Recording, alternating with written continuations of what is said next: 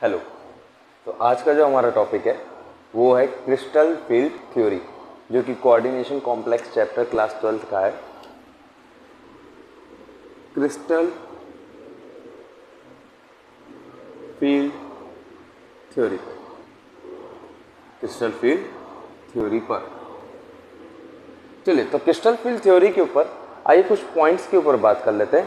जैसे कि सबसे पहले तो according to crystal field theory को शॉर्ट में हम लोग CFT बोल देते हैं। ठीक है, देखिए CFT के द्वारा ये बताया गया है कि लिगेंड्स को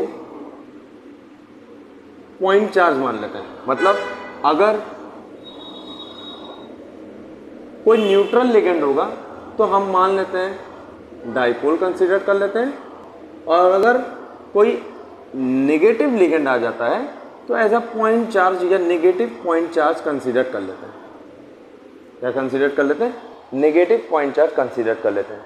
अच्छा, और आगे अगर हम पॉइंट की बात करें और क्या क्या CFT के द्वारा दिया गया। अच्छा, CFT ने ये भी बताया कि जो भी हम लोग चेक करते हैं कोऑर्डिनेशन में कि लिगेंड जो है वो मेटल के साथ कोवेलेंट या कोऑर्डिनेट बॉन्ड, मेनली तो कोऑर्डिनेट बोलते हैं, कोवेलेंट या कोऑर्डिनेट बॉन्ड बनाता है, ऐसा नहीं था। मेटल और लिगेंड के बीच में कोवेलेंट और कोऑर्डिनेट बॉन्ड नहीं था, ये CFT बोलता है। दरअसल उसने ये बताया कि बट जो बॉन्ड है, या ऐसा बोल दिया जाए, देयर वॉज अ इलेक्ट्रोस्टैटिक, यहां पर एक इलेक्ट्रोस्टैटिक फोर्स ऑफ अट्रैक्शन होगा। एक इलेक्ट्रोस्टैटिक फोर्स ऑफ अट्रैक्शन होगा किसके बीच में? Between central metal atom ion, जो सेंट्रल मेटल एटम या और आयन एंड लिगेंड के बीच में। ये तो एकदम उल्टी कहानी हो गई।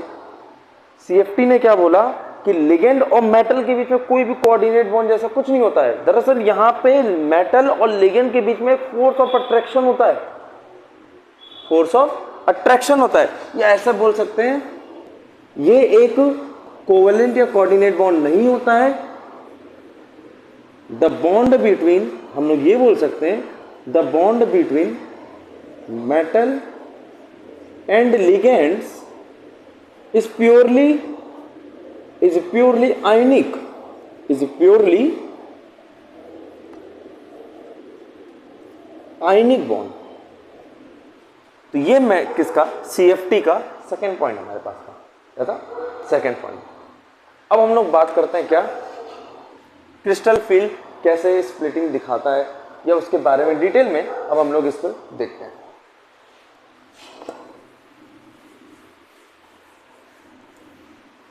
दरअसल CFT पढ़ने से पहले हमको कुछ पॉइंट्स और जानने होने चाहिए। जैसे कि अगर हम D सेक्शन में बात करें तो D सेक्शन में 5d ऑर्बिटल्स होते हैं, और अगर उन 5d ऑर्बिटल्स के बारे में अगर हम बात करें तो वो 5d ऑर्बिटल दो टाइप में अपने आप को क्लासिफाई करते हैं।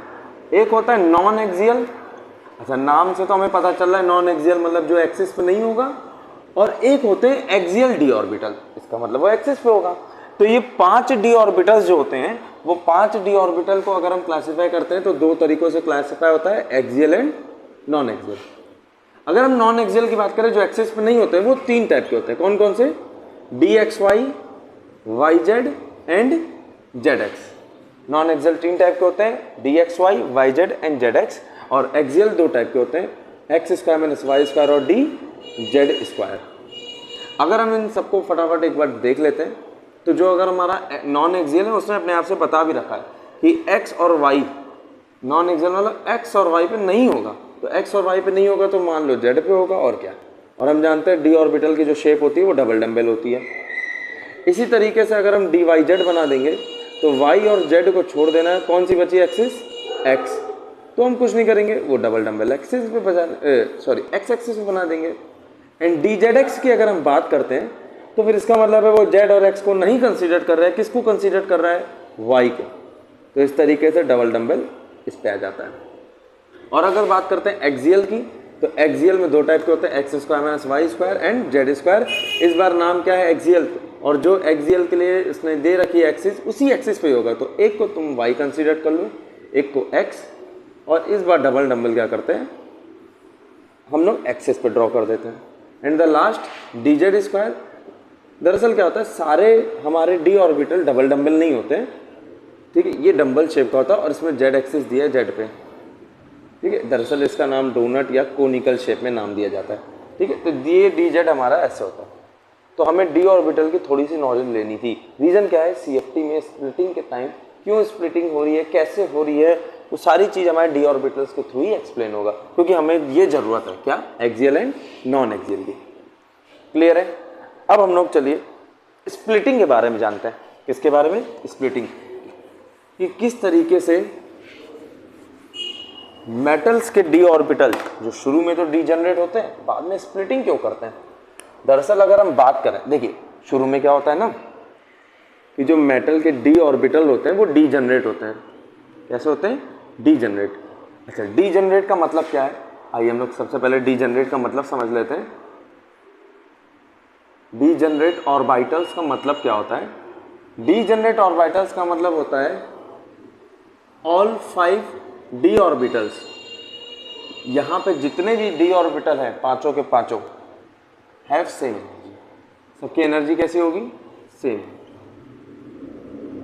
जब सारे डी ऑर्बिटल्स की एनर्जी सेम हो जाती है या सेम होती है, उसी को कहते हैं डीजनरेट ऑर्बिटल्स, ठीक है। तो शुरू में मेरे पास फ्री मेटल एटम था, फ्री मेटल था और डीजनरेट भी था। पांचों के पांचों डी ऑर्बिटल यहाँ पे सामने हैं। पांचों के पांचों कौन कौन है, अभी अभी हम लोगों ने नाम देखा, 3 एक्सियल और 2 non axial, sorry 3 non axial and 2 axial, d x y, d y z, d z x, d x square minus Y square और डी जेड स्क्वायर, ठीक है।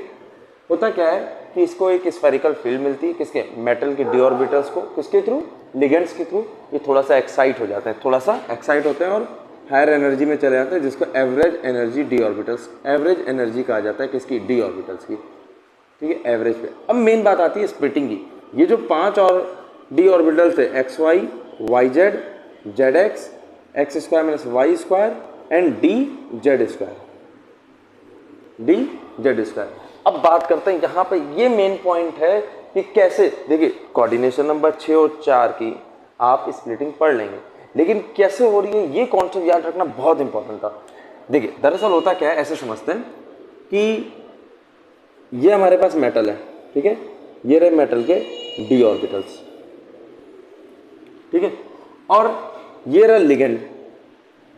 हम जानते हैं लिगेंड के पास क्या होता है, लोन पेयर। ये क्या रिप्रेजेंट करता है, लोन पेयर ऑफ लिगेंड्स। और ये क्या रिप्रेजेंट कर रहा है, D orbitals of metal, D orbitals of metal. अब यहीं से मेन कहानी है, बहुत ध्यान से समझेंगे। दरअसल हुआ क्या, अगर ये लिगेंड्स के लोन पेयर डायरेक्टली कांटेक्ट में आ गए डी ऑर्बिटल से, मेटल के, ये मेटल है, ये मेटल के डी ऑर्बिटल से डायरेक्टली कांटेक्ट में आ गए लिगेंड्स, तो जाहिर सी बात है दोनों के ऑर्बिटल्स के बीच में क्या क्रिएट होगा, अगर ये डायरेक्टली कांटेक्ट में आ गए तो रिपल्शन क्रिएट होगा। क्या क्रिएट होगा, रिपल्शन।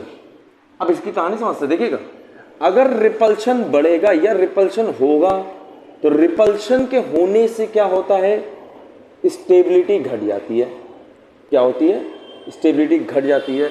और हम लोग जानते हैं कि स्टेबिलिटी और एनर्जी के बीच का रिलेशन क्या होता है, इनवर्सली प्रोपोर्शन। तो स्टेबिलिटी के बढ़ने से उसकी एनर्जी क्या होगी, घट जाएगी। एनर्जी क्या होगी, सॉरी, स्टेबिलिटी के घटने से एनर्जी क्या होगी, बढ़ जाएगी। एंड अगर ये लोन पेयर किसके, लिगेंड्स के डायरेक्टली कांटेक्ट में ना आके इसके डी ऑर्बिटल्स के बीच में आ जाता है, तब जाहिर सी बात है रिपल्शन नहीं होगा, और रिपल्शन नहीं होगा तो एक तरीके से हम बोल सकते हैं क्या होगा, अट्रैक्शन होगा। अच्छा, आइए अट्रैक्शन की कहानी देखें। अगर अट्रैक्शन हुआ, अट्रैक्शन बढ़ा, तो जाहिर सी बात है वो उसकी स्टेबिलिटी को भी क्या करेगा, बढ़ाएगा। और अगर स्टेबिलिटी बढ़ी तो हम जानते हैं इनवर्सली प्रोपोर्शन के रिलेशन से एनर्जी घटेगी। क्या करेगी, घटेगी। दैट मीन्स कि अगर एनर्जी किसकी बढ़ रही है, जो रिपल्शन कर रहा है, रिपल्शन करने का मतलब जो डायरेक्टली कांटेक्ट में आ रहा है, डायरेक्टली कांटेक्ट में आ रहा है। इसका मतलब जो भी हम ये बोल सकते हैं एनर्जी उनकी बढ़ेगी जो डायरेक्टली, या ऐसे बोल दें कि नियर टू लिगेंड होगा। जो भी d orbital near to the ligand होगा, या इसको इधर लिख ले रहे हैं, जो भी d orbital near to the ligand होगा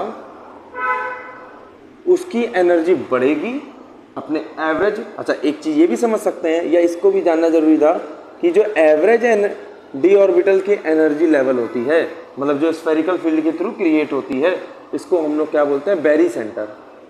क्या बोलते हैं, बैरी सेंटर। इस बैरी सेंटर के रिस्पेक्ट में या रेफरेंस में जो भी लिगेंड डायरेक्टली कांटेक्ट में आएगा ऑर्बिटल के, मेटल के ऑर्बिटल में, वो अपनी रिपल्शन करेगा, और रिपल्शन करने से स्टेबिलिटी घटेगी और एनर्जी बढ़ेगी। तो वो कहाँ चला जाएगा, हायर एनर्जी लेवल में। और जो डायरेक्टली कांटेक्ट में नहीं आता है, अट्रैक्शन करता है, स्टेबिलिटी बढ़ाता है, और उनकी एनर्जी क्या करेगी, घट जाएगी। मतलब जो फार फ्रॉम लिगेंड हो, जो फार फ्रॉम लिगेंड हो। तो इस तरीके से क्या होता है, ये 5 डी जनरेट डी ऑर्बिटल दो अलग अलग नए ऑर्बिटल लेवल में तुरंत स्प्लिट हो जाते हैं, और इसी को ही क्या कहा जाता है, क्रिस्टल फील्ड स्प्लिटिंग।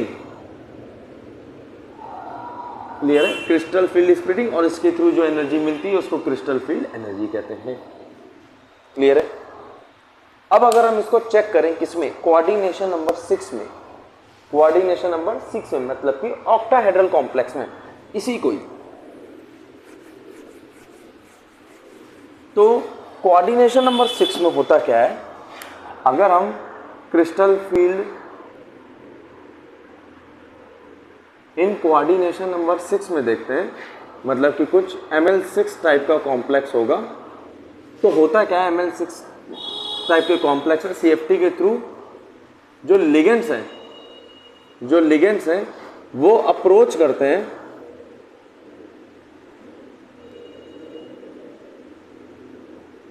डायरेक्टली, या ऐसे बोल सकते हैं ligand approach from axis.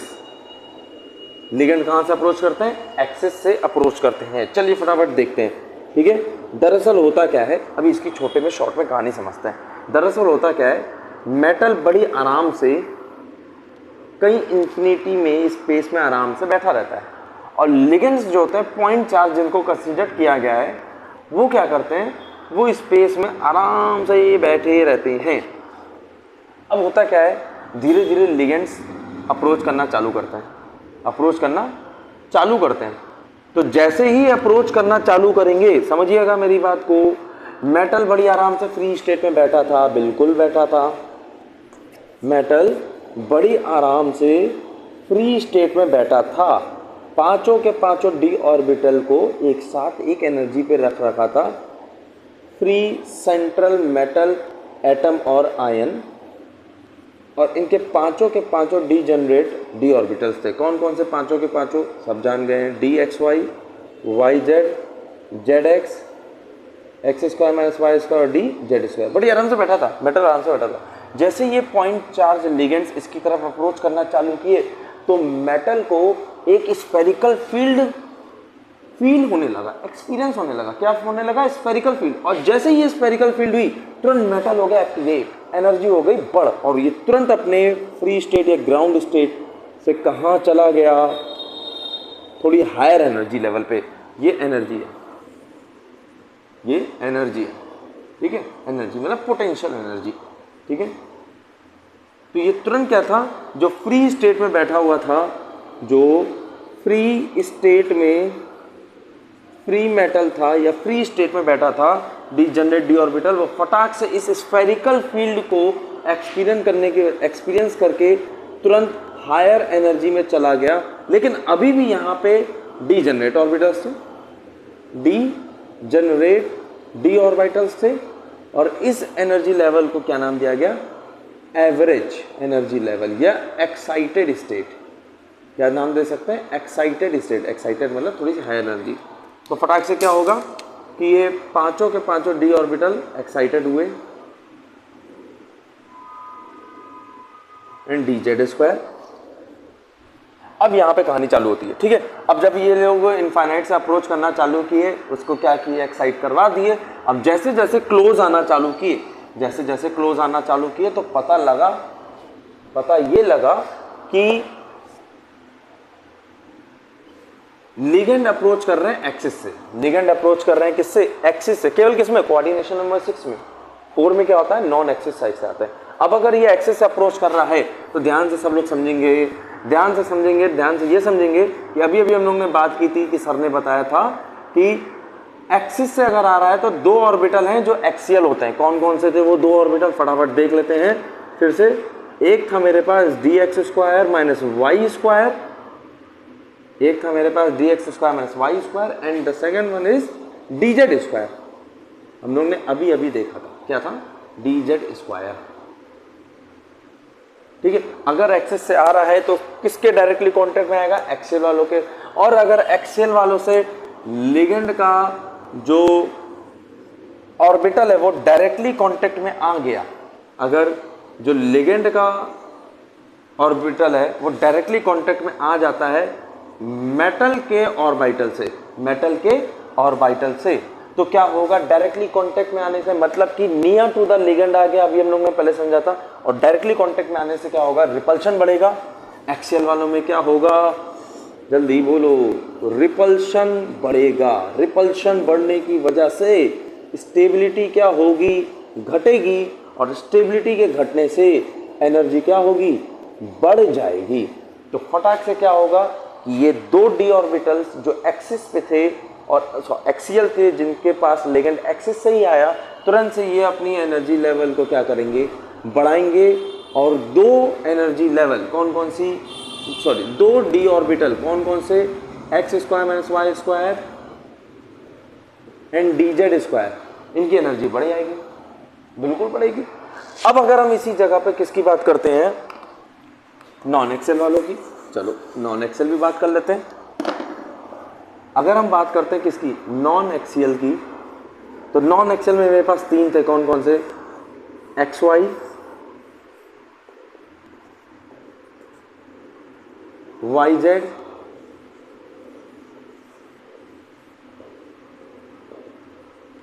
And z x.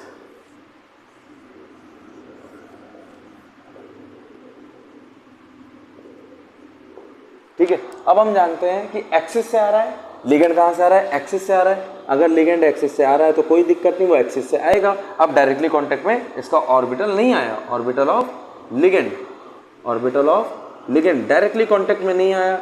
इस बार कहां से आया, नॉन एक्सिस साइड से।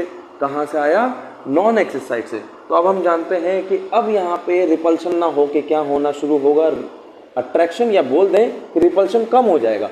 अट्रैक्शन होने से क्या होता है, स्टेबिलिटी इंक्रीज करती है, ठीक है, स्टेबिलिटी इंक्रीज करेगी, और स्टेबिलिटी और एनर्जी के बीच का इन्वर्सली प्रोपोर्शनल, तो एनर्जी घट जाएगी, एनर्जी घट जाएगी। और 3 डी ऑर्बिटल्स नॉन एक्सियल वाले वो तुरंत अपनी एनर्जी घटा के कहाँ चले जाएंगे, थोड़ी सी लोअर एनर्जी लेवल में, एक्स वाई वाई जेड और जेड एक्स आया।